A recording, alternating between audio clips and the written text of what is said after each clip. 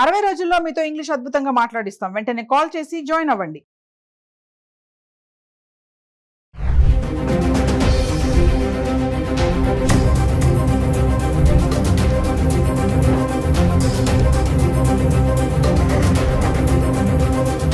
Hello viewers, welcome back to Suman TV. ప్రస్తుతం మనతో పాటు ఉన్నారు 20 years నుంచి అమెరికాలో ఉంటున్నటువంటి MNC ఎగ్జిక్యూటివ్ వీరభద్ర సార్ గారు. సార్తో మాట్లాడండి. నమస్తే సార్. నమస్తే సార్, మన పిల్లలు చదవడానికి అమెరికా వెళ్ళి అక్కడ ఎందుకు చాకరీ చేస్తున్నారు అంటే, సార్ మీరు అక్కడ ఉంటున్నారు కాబట్టి మీరు అక్కడ సిచ్యువేషన్స్ చూస్తూ ఉంటారు. MS చేయాలని, అబ్రాడ్ ఎడ్యుకేషన్గా వెళ్ళాలని ఇక్కడ తాకట్టు పెట్టి EMIలు కట్టి ఏదో అమ్మేసి చేసి ఎట్లా పంపించేస్తున్నారు తల్లిదండ్రులు కూడా.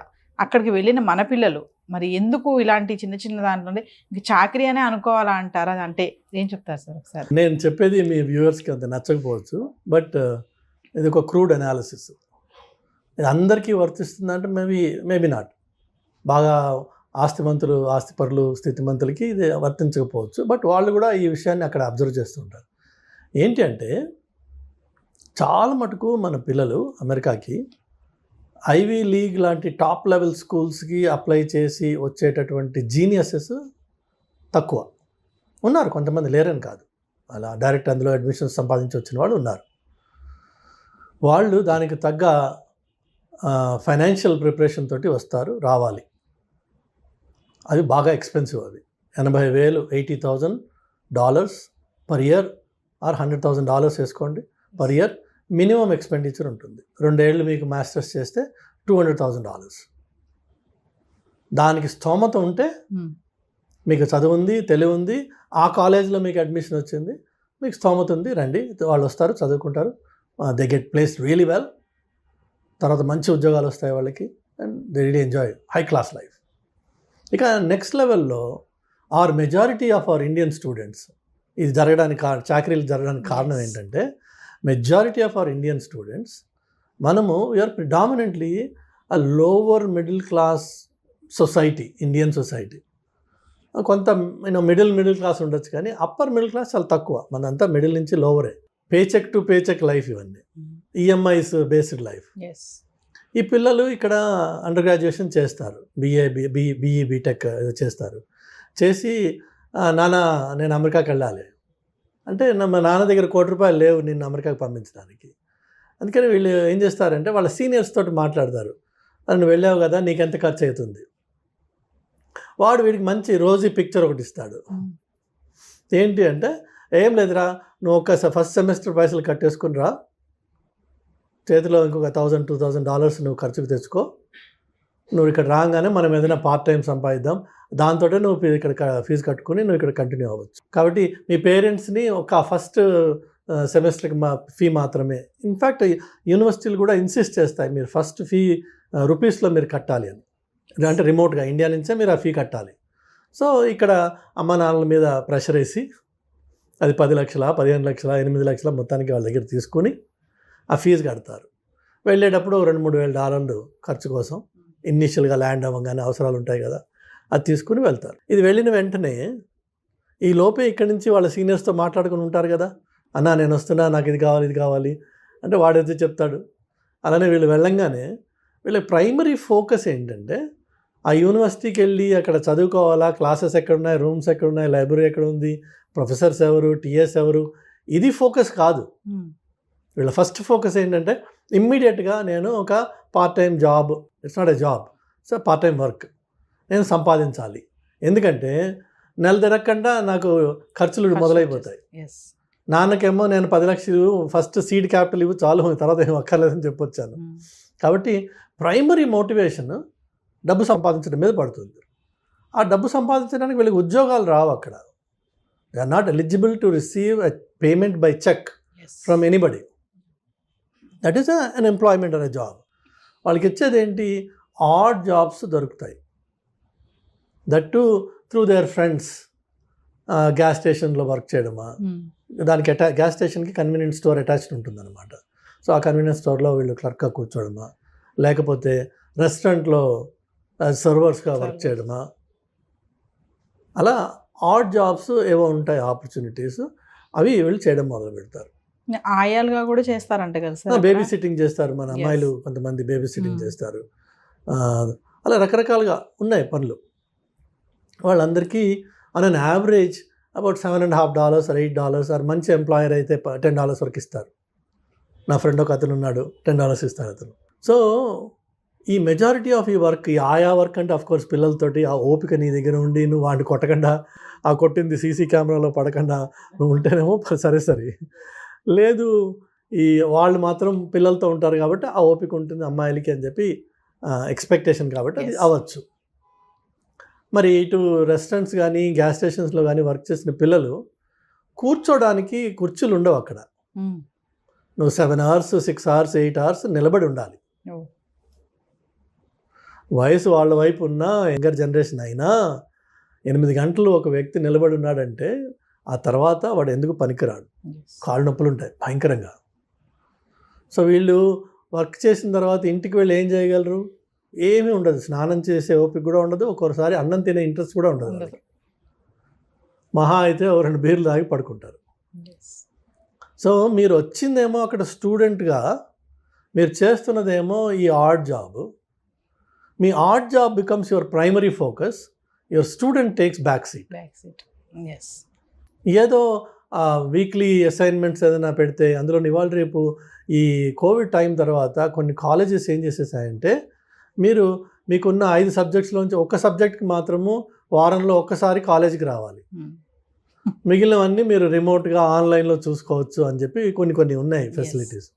దాన్ని మనం పరిపూర్ణంగా అడ్వాంటేజ్ తీసుకుని ఆ ఒక్కదానికి మాత్రమే వెళ్ళి రావడము, మిగిలినంతా రిమోట్గా చూసుకోవడం, మన ఓన్ టైంలో ఆ క్లాసెస్ వాచ్ చేసుకోవచ్చు. కాబట్టి వాటికి రిలేటెడ్ ఎక్సర్సైజెస్ ఏవైతే ఉన్నాయో సబ్మిట్ చేసుకోవడము, ఒక కాగితం ఎంఎస్ సంపాదించుకుంటాం. కానీ ఎంఎస్లో నువ్వు నేర్చుకున్నది ఏముండదు అక్కడ. ఎందుకంటే నీ ప్రైమరీ ఫోకస్ అంతా కష్టపడడంతో సరిపోయింది, ఆ కష్టపడిన తర్వాత వచ్చిన నీరసంతో సరిపోయింది, ఆ నీరసం తర్వాత పడుకున్న దాంతో సరిపోయింది. నీకు చదువుకునే టైం ఎక్కడుంది?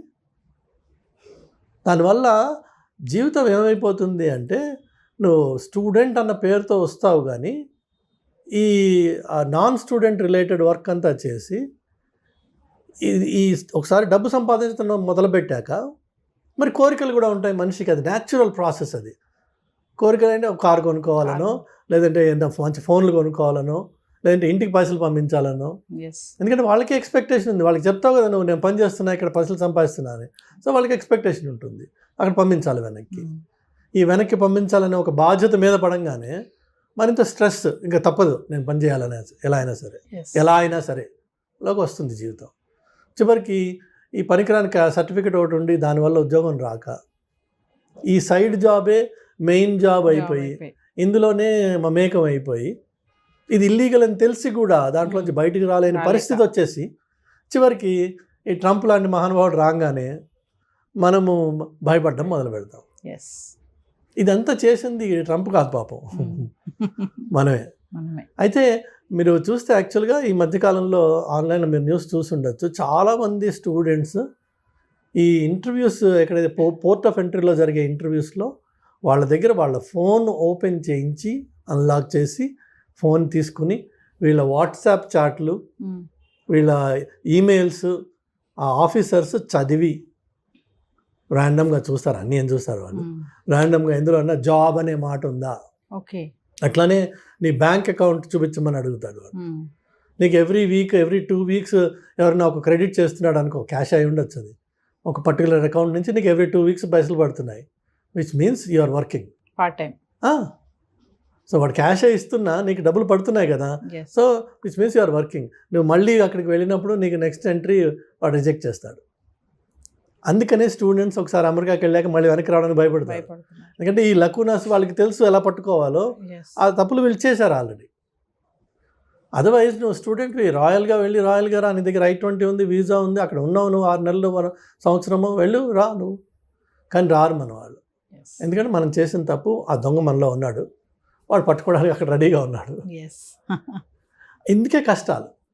ఇన్స్టెడ్ ఆఫ్ దాట్ నా సలహా ఏంటంటే తల్లిదండ్రులకు కానీ పిల్లలకు కానీ, నువ్వు స్టూడెంట్గా అమెరికాకి నేర్చుకోవడం కోసం అది ఏదన్నా ఒక స్పెషలిస్ట్ స్కిల్ సెట్ నువ్వు సెలెక్ట్ చేసుకో ముందే, దాని మీద వర్క్ చేయి, దాని మీద స్పెషలిస్ట్గా మాస్టర్గా, that's what is masters right. The master అవడం కోసం దట్ టు లోకల్ అమెరికన్ కాంటెక్స్ట్లో ఈ మాస్టరీ ఎట్లా అప్లై చేయొచ్చు అన్నది నేర్చుకోవడం కోసం నువ్వు అక్కడికి వస్తున్నావు, అక్కడికి రావాలి.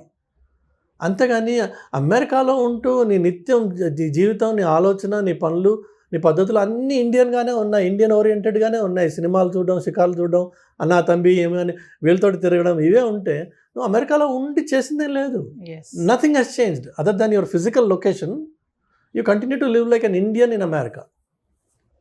సో మాస్టర్స్ చేస్తూ మాస్టర్స్గా స్కిల్స్ నేర్చుకుని ఆ స్కిల్స్ ఏ డొమైన్కి అప్లై అవుతాయి, ఎలా అప్లై అవుతాయి, అది అక్కడ ఉన్నావు కాబట్టి అది అవకాశం నీకు. For simple example, silly example ఏంటంటే, ఇక్కడ మీకు పెట్రోల్ ధర ₹118.50 అలా ఉంటుంది. అక్కడ మీకు ₹118.5005 4 digits ఉంటుంది, డెసిమల్ తర్వాత 4 decimals ఉంటుంది. సో ఎందుకు అట్లా? Have you ever asked anybody? So నీ 4th level యాక్యురసీకి వెళ్ళాలి అని చెప్పి ఆ పర్టికులర్ ఫీల్డ్లో ఉంది. In another field maybe no. ఇప్పుడు insurance premiums are always rounded off, there is no pennies anywhere, it's always to the dollar. ఎందుకట్లా? సో మీకు ఈచ్ డొమైన్లో నువ్వు అక్కడ లోకల్గా ఉన్నప్పుడు నలుగురితో మాట్లాడి అడిగి నేర్చుకుని నీ టెక్నికల్ స్కిల్ని ఆ డొమైన్కి అప్లై చేసే అవకాశం ఉంది. అది నీ మాస్టరీ అంటే, అది నువ్వు మాస్టర్స్ చేయడం అంటే. అంతేగాని అక్కడికి వచ్చేసి ఈ సైడ్ కిక్ని మెయిన్ కిక్ చేసుకుని అసలు నీ మెయిన్ ఫోర్స్ని పక్కన పెట్టేటప్పటికి 2 ఏళ్ల తర్వాత అన్ని కష్టాలు మొదలవుతాయి. నీ చేతకానితనంతో నీకు ఉద్యోగం రాదు కాబట్టి నువ్వు మార్కెట్ని బ్లేమ్ చేస్తావు. ఆ బ్లేమ్ మీద నువ్వు పేరెంట్స్కి చెప్పుకుంటావు, నాన్న రావట్లేదు, అమ్మ రావట్లేదు, అమెరికా నాశనం అయిపోయింది, ట్రంప్ వచ్చి ఇది చేశాడు. పాపం ఆయన ఏం చేయలేదు, ఇంకా ట్రంప్ ఆయన వేరే బిజీలో ఆయన ఉన్నాడు, ఇంకా దీని మీద ఫోకస్ చేయలేదు. బట్ పిల్లలు దయచేసి, అలాగే తల్లిదండ్రులు కూడా, వీళ్ళది తప్పు. పేరెంట్స్ కూడా చాలా మంది సార్, ఇప్పుడు అంటే మీరు అన్నారు కదా, ఇప్పుడు పేరెంట్స్ కూడా చాలా మంది ఏంటంటే, ఇగో పంపిస్తున్నాను అక్కడికి వెళ్ళి నువ్వు ఏదైనా జాబ్ చూసుకొని నీది నువ్వు కట్టుకోవాలి అని చెప్పేసి, ఇప్పుడు ఎడ్యుకేషన్ లోన్ తీసుకుంటున్నాము, కమింగ్ టు ఎడ్యుకేషన్ లోన్, ఆ ఎడ్యుకేషన్ లో నువ్వే కట్టుకోవాలి, అక్కడ ఏం చేస్తావో మాకు తెలియదు, జాబ్ ఎత్తుక్కో, ఫస్ట్ జాబ్ ఎత్తుక్కో, ఇది ముందు చెప్తారు పేరెంట్స్ కూడా. కొంతమంది ఉన్నారు, అందరూ కాదు, ఖచ్చితంగా నువ్వు జాబ్ ఎత్తుకోవాలి, జాబ్ చేసుకుంటూ నువ్వు చదువుకోవాలి. మరి పేరెంట్స్ మైండ్ సెట్ కూడా ఇలా ఉంది కదా సార్. మరి అయితే పేరెంట్స్కి ఫస్ట్ వాళ్ళకి దయచేసి ఈ వీడియో చూసిన వాళ్ళు గ్రహించండి, అమెరికాకు వచ్చి మీ స్టూడెంట్ జాబ్ చేసే ప్రసక్తి లేదు, అది జాబ్ కాదు. మీరు ప్రత్యేకంగా వాడికి లక్షలు ఖర్చు పెట్టి మీరు వాడిని ఎక్కడికి పంపిస్తున్నారంటే కూలి పనికి పంపిస్తున్నారు. చక్కగా గారాభంగా పెంచుకున్న కొడుకునో కూతురునో మీరు కూలి పని కోసం అని చెప్పి అమెరికాకి లక్షలు ఖర్చు పెట్టి ఆ కూలి పని చేసుకుని నువ్వు చదువుకో అని చెప్పి పంపిస్తున్నాను. ఇన్నాళ్ళు ఇంట్లో కనీసం ఇటు గిన్నె తీసి అటుపక్క పెట్టని పిల్ల కూడా అక్కడికి వెళ్ళి బేబీ సిట్టింగ్ చేస్తుంది. బేబీ సిట్టింగ్ అంటే ఏదో ఉత్తనే ముద్దు పెట్టి ఆడుకుంటే సరిపోలా, అన్ని పనులు చేయాలి. డైపర్ మార్చడం నుంచి వాడికి పాలు పెట్టడం వరకు. కొంతమంది పిల్లలు కొద్దిగా పెరిగిన వాళ్ళు కొట్టించుకోవాలి, వాడు పిల్లలు, వాడు like a servant. You are like కాదు, you are a servant. So అది ఒకటి ఎత్తు.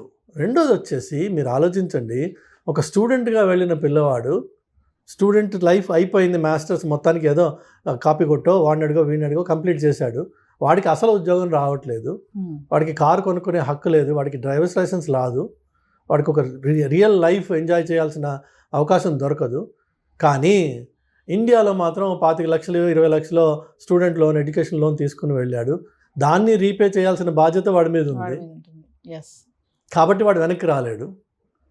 అలాంటి వాడి స్టేట్ ఆఫ్ మైండ్ ఆలోచించండి, వాడు ఎంత కష్టపడుతున్నాడో అక్కడ తీర్చాలి, పెట్టిన డెబ్ట్స్ అన్ని క్లియర్ చేయాలి, ఏదో చేయాలి ఇక్కడ నేను.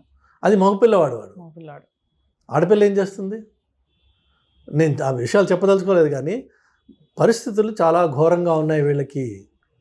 దేశం కాని దేశంకి వెళ్ళి కమ్యూనికేషన్ స్కిల్స్ కూడా లేక అక్కడ కొన్ని పనులు చేయకూడదు. షాప్ లిఫ్టింగ్ చేసి పట్టుబడిన ఆడపిల్లలు ఉన్నారు, మీరు ఆన్లైన్లో చూడొచ్చు వీడియోస్.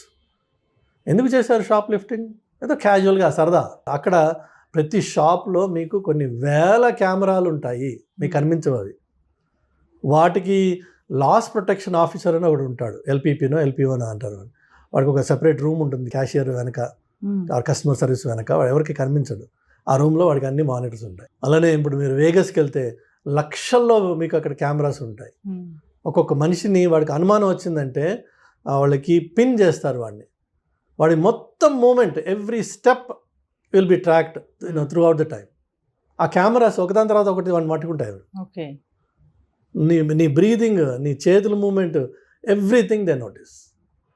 సో అదంత ఈజీ సొసైటీ కాదు అది. ఇక్కడి నుంచి అదేదో వెళ్ళిపోయి ఈ సీనియర్స్ ఏం చెప్తారు అక్కడ ముందు ఉన్న వాళ్ళు వీళ్ళకి, ఏం లేదురా మన హైదరాబాద్ లెక్కే ఉంటుంది వచ్చాయండి. ఏముంటుంది హైదరాబాద్ లెక్క? ఒకవేళ నిజంగా హైదరాబాద్ లెక్కే ఉందనుకుందాం, ఎందుకు వచ్చారా ఇక్కడికి? నువ్వు అసలు హైదరాబాద్లోనే ఉండొచ్చు కదా. అస్యూమింగ్ లేదు ఇది హైదరాబాద్ కాదు అమెరికా అనుకుందాం. మరి అమెరికా అన్నప్పుడు అక్కడ పద్ధతులు ఏంటి? ఇంటర్నేషనల్ డ్రైవింగ్ లైసెన్స్ తీసుకొచ్చి కొన్ని పనులు చేయొచ్చు, కొన్ని చేయకూడదు. అట్లా అది తీసుకొచ్చి లోకల్ కార్ రెంట్ చేసి అరెస్ట్ అయిపోయిన పిల్లలు ఉన్నారు. Because there is only limited validity for that. కానీ మనకేమో షాక్ ఉంది, కార్ రెంటల్ తీసుకుంటాము. లేన్ చేంజ్ చేయడం అనేది ఇండియాలో మనకు అసలు అలవాటే లేదు. ఇక్కడ లేన్ చేంజ్ అదే క్యాజువల్, లేన్ మనకి సంబంధం లేదు, డ్రైవ్ చేస్తుంటాం, లేన్ వస్తూ ఉంటాయి అక్కడ. అక్కడేమో లేన్ చేంజింగ్ ఒక డిసిప్లిన్ ఉంది, మనకి ఇక్కడ అలవాటు లేదు. నీ దగ్గర డ్రైవర్స్ లైసెన్స్ ఉంది కానీ నీకు రోడ్ రూల్స్ తెలియవు. తెలియనప్పుడు నువ్వు రోడ్ రూల్స్ తెలియకుండా ఆ రోడ్డు మీద డ్రైవ్ చేస్తే నువ్వు ఆటోమేటిక్గా you will be in trouble. First day second day కాకపోవచ్చు, థర్డ్ డే మేజర్ ట్రబుల్లోకి వెళ్ళచ్చు. ఆ ఒక్క తప్పు నీ జీవితాన్ని మొత్తం మార్చేస్తుంది ఒకసారి. ఎందుకంటే అమెరికాలో సార్ నేను స్టూడెంట్ని నన్ను వదిలేసేయండి అంటే వాడు వదలడు. నువ్వు క్రైమ్ చేసావు, you have to pay for it, plain and simple. Judge కూడా మిమ్మల్ని కొన్ని విషయాల్లో ప్రొటెక్ట్ చేయలేడు, బికాజ్ ఫెలనీ క్రైమ్స్ అని ఉంటాయి, వాటికి మినిమం పనిష్మెంట్ ఉంది. Judge has to give it between 5 to 15 అంటారు. So judge has to give minimum 5 కంటే తక్కువ ఇవ్వలేడు ఆయన, 15 కంటే ఎక్కువ ఇవ్వలేడు. బట్ లా అలా డిక్టేట్ చేసింది కాబట్టి judge also is bound by that. మనకి ఇక్కడ ఏదో మేనేజ్ చేద్దామన్నా, వాడికి ఫోన్ చేద్దామా, వీడికి ఫోన్ చేద్దామా, నీకు ఈ లైఫ్ నుంచి వచ్చి నువ్వు ఆ లైఫ్లో అది నేర్చుకోకుండా అక్కడ తప్పు చేసావు అనుకో, మైనర్ అమ్మాయిల్ని if you try to reach them through any means can put you behind bars for good. ఆ అమ్మాయి చూడడానికి 18-20 ఏళ్ళ అమ్మాయిలా ఉండొచ్చు, నీకు తెలియదు ఆ పిల్ల 13 అయి ఉండదు. ఏమన్నా కెలికావు, లైఫ్ గాన్. అమెరికన్ జైల్లో 50% పైన వాళ్ళే ఉంటారు. 50% పైన అమెరికన్ జైల్లో ఇట్లా అది వాళ్ళ కన్సెంట్ ఏజ్, ఈ మైనర్స్ని సెక్చువల్గా అబ్యూస్ అటెంప్ట్ చేసిన వాడు ఇంకా అబ్యూస్ చేయకపోవచ్చు, అబ్యూస్ చేసిన వాడు ఉండొచ్చు, అటెంప్ట్ చేసిన వాడు కూడా will get punishment in jail. నీకు ఇవన్నీ తెలియవు అక్కడ. సో మనం వెళ్ళినప్పుడు ముక్కుసూటిగా స్టూడెంట్గా వెళ్ళాను, స్టూడెంట్గా ఉండాలి, స్టూడెంట్గా నేర్చుకోవాలి, ఈ కొత్త సొసైటీలో నేను బాగుపడాలి అనే ఉత్సాహంతో పిల్లలు వెళ్ళాలి. ఆ ఉత్సాహంతో 2 ఏళ్ల పాటు వాళ్ళ మీద వాళ్ళు పూర్తిగా ఇన్వెస్ట్ చేసి become a real master in something. అప్పుడు ఆ మాస్టర్స్ డిగ్రీకి అర్థం ఉంది, ఉత్తి కాగితం ముక్కకి అర్థం లేదు. ఫైనల్గా మా పేరెంట్స్కి ఏమైనా చెప్తారా సార్? పేరెంట్స్ దయచేసి మీ పిల్లల్ని పంపించదలుచుకుంటే మీకు ఫైనాన్షియల్ కేపబిలిటీ ఉంటే పంపించండి. అంటే 2 ఏళ్ల పాటు అతను కోర్స్ చేసేదానికి నువ్వు కంప్లీట్గా ఫైనాన్స్ చేయగలవా? 2 ఏళ్ల పాటు అతను లేక ఆమె హాస్టల్లో ఉండి కాలేజ్ క్యాంపస్లో ఉంటూ మంచి స్టూడెంట్గా ఒక లైబ్రరీలో మ్యాక్సిమం టైం స్పెండ్ చేస్తూ అవకాశం దొరికితే కాలేజ్ క్యాంపస్లోనే 20 hours అది అవకాశం దొరికితే, కండిషనల్ అది కాదు. దొరక్కపోయినా నేను నా పిల్లాన్ని ఫండ్ చేయగలను అంటే పంపించు. అంతేగాని ఈ నాకు ఫస్ట్ 10 లక్షలు 5 లక్షలు పెట్టు, నేను మిగిలిన అక్కడ చూసుకుంటాను అని వెళ్తే పిల్లలు విపరీతంగా కష్టపడతారు, మానసికంగా చాలా కష్టపడతారు, చెప్పుకోలేక కష్టపడతారు, విపరీతమైన ప్రెషర్స్ వాళ్ళకి. అనవసరంగా మనం తీసుకెళ్ళి వాళ్ళని ఒక నరకంలో తోసిన వాళ్ళం అవుతున్నాం. ఈ సిచ్యువేషన్ ఇంకా చెడుతుందే తప్ప అది ట్రంప్కి మీరు ఆపాదించవచ్చు. అన్ఫార్చునేట్గా పాపం ఆయన చేసింది ఏం లేదు ఇందులో. పాపం వల్ల వచ్చింది ఏంటంటే మన అప్రోచ్లో వచ్చిన పాపం ఇది. దానివల్ల ఈ సిచ్యువేషన్ ఇంకా చెడుతుంది. ఇప్పుడు ఒక ఊర్లో ఎన్ని రెస్టారెంట్స్ ఉంటాయమ్మా, ఎన్ని లక్షల మందికి వాళ్ళు ఉద్యోగాలు ఇవ్వగలరు? నీ ఫస్ట్ ఇయర్ స్టూడెంట్ ఉన్నాడు కదా అక్కడ, ఆల్రెడీ అక్కడ వర్క్ చేసిన వాడు, ఇప్పుడు కొత్తగా స్టూడెంట్ వచ్చాడు, అదే రెస్టారెంట్లో వాడికి ఏమి ఇస్తాడు? రెస్టారెంట్స్ అయితే పెరిగిపోవట్లేదుగా నీ స్టూడెంట్స్ లాగా, కానీ ప్రతి సంవత్సరం 10,000 మంది దిగుతున్నారు ఒక టౌన్లో. ఎంతమందికి వస్తాయి ఉద్యోగాలు? సో ఇందులో కొంతమందికి వస్తాయి, కొంతమంది రావు. రానివాడు ఏం చేయాలి మరి? ఇప్పుడు హీనంగా బతుకుతున్నారు మన పిల్లలు. దానికి తల్లిదండ్రులు సహకరించి వాళ్ళని పంపిస్తున్నారు అక్కడికి. దయచేసి పంపించకండి. మీ దగ్గర ఆర్థిక స్తోమత ఉంది, మీ పిల్లవాడికి అంత తెలివి ఉంది, వాడు మంచి స్టూడెంట్, ఇక్కడ చదువుకున్నాడు, వాడికి ఫోకస్ ఉంది అక్కడికి వెళ్తే మరింత బాగుపడతాడు, నేను దాన్ని ఫండ్ చేయగలను, నా దగ్గర డబ్బులు ఉన్నాయి, ఇల్లు అమ్మైనా సరే నేను వాడిని పంపిస్తా, ఇదే నా ధ్యేయం, వండర్ఫుల్, చెయ్యి. అంతేగాని బిడా నేను 20 లక్షలు తీసుకొచ్చా, నేను ఈ 20 లక్షలే నీకు తీసుకెళ్ళు, నువ్వేం చేసుకుంటావు చేసుకో, అక్కడ తర్వాత నుంచి నీదే లైఫ్ అని పంపించొద్దు. పంపిస్తే వాళ్ళు చాలా చాలా చాలా చాలా కష్టపడతారు, నరకానికి మీరు డోర్ ఓపెన్ చేసిన వాళ్ళు అవుతున్నారు. చేయకండి ప్లీజ్.